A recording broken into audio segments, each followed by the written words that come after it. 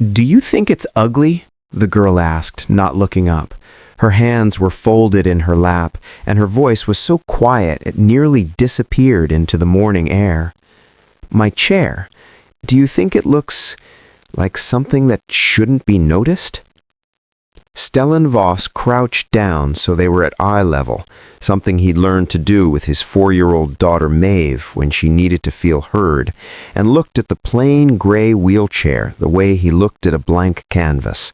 Scratched metal, peeling rubber on the handles, a small dent on the left side that had never been fixed.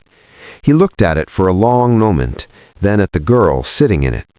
Juniper Crane, 25 years old, dark eyes that held more patience than anyone her age should have had to earn.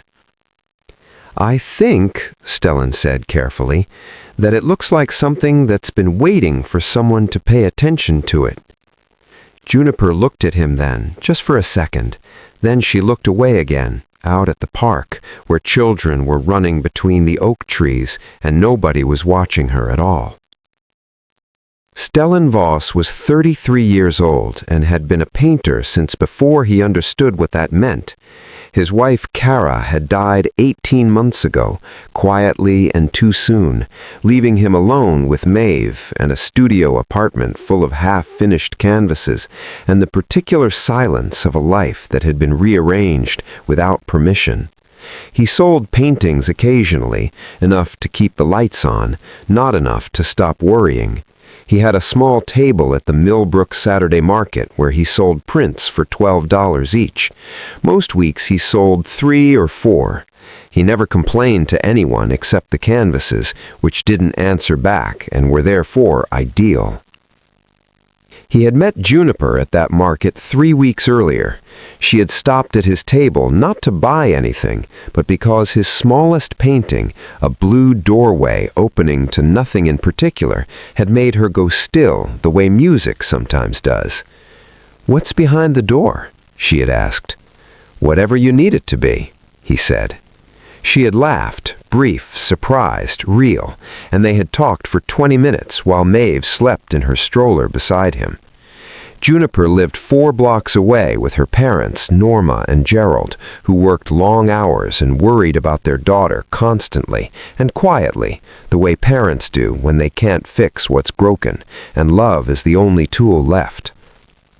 The wheelchair had been Juniper's since a car accident at 21. She had rebuilt her life carefully around it, finished her degree online, learned to navigate a world that was not designed for her, developed a dry humor about accessibility ramps and strangers who spoke too loudly in her direction. But the chair itself, that gray, institutional, insurance-issued chair, she had never made peace with. It felt like wearing something that announced her before she could speak for herself.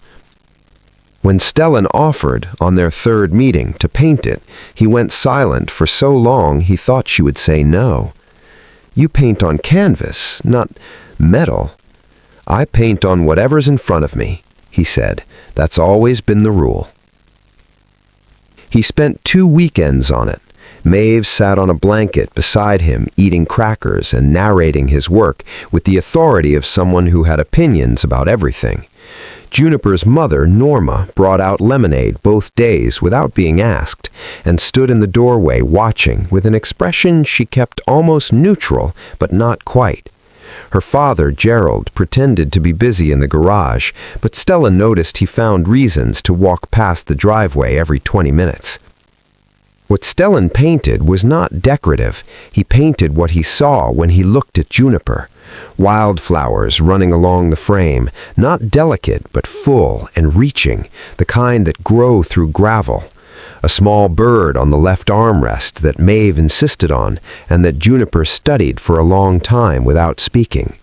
Along the back, in letters so small you had to lean in to read them, he painted a line she had said to him on their 2nd meeting, almost offhandedly, "I am still going somewhere."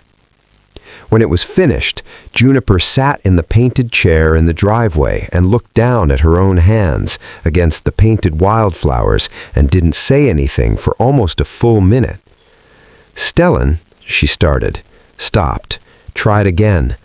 I don't know how to tell you what this feels like. You don't have to. I can see it. Norma, standing at the door, pressed her fingers to her mouth. Gerald found a reason to go back inside quickly. It was Juniper's friend Petra who took the photograph, a single image, Juniper in the painted chair in afternoon light, her face turned slightly toward the oak tree at the edge of the yard, the wildflowers and the small bird and the words along the back, all visible. Petra posted it with no particular intention beyond sharing something beautiful. The caption was only, "My friend, her chair," an artist named Stellan Voss, who asked nothing in return. By the following Thursday, the photo had been shared over 200,000 times. Stellan found out when his phone began ringing with a number he didn't recognize, and then another, and then a gallery director in Portland who had seen the image and wanted to know if he had more work. Then a journalist, then a children's hospital in Raleigh asking if he would consider painting chairs for their pediatric ward. Paid, fully funded, a 3-month residency. He sat on the edge of his bed with Maeve asleep in the next room and stared at his phone for a long time. He thought about the Saturday market, the $12 prints, the notebook where he tracked which months were close. He called Juniper. "Did you know," he asked, "that Petra posted the photo?" "She told me after," Juniper said. "I hope that's okay." "It's okay," he said, then quieter. "Something happened because of it, something I didn't expect." A pause. "Good or bad?" "Good," he said, "very good, and I need you to know it started with you, with that chair, with you letting me paint something that mattered." Juniper was quiet for a moment. When she spoke, her voice was careful and warm. "You didn't paint it for anything in return." "No. That's exactly why it reached people," she said simply. "People can tell the difference." The Raleigh residency changed things for Stellan in ways that took months to fully understand. He could pay his studio rent without checking the weather. He could buy Maeve new shoes without calculating. He could paint without the low hum of financial fear underneath everything. The work he made during those months was the best of his life, unhurried, honest, full. He still went to the Saturday market, not because he needed to, but because it was where things had begun, and he believed in honoring beginnings. One Saturday morning, Juniper came to his table with her painted chair and a cup of coffee for him, and they stood together in the early light the way people stand when they have built something quietly and don't need to announce it. "You know what I think about now, when I go somewhere new?" "Tell me."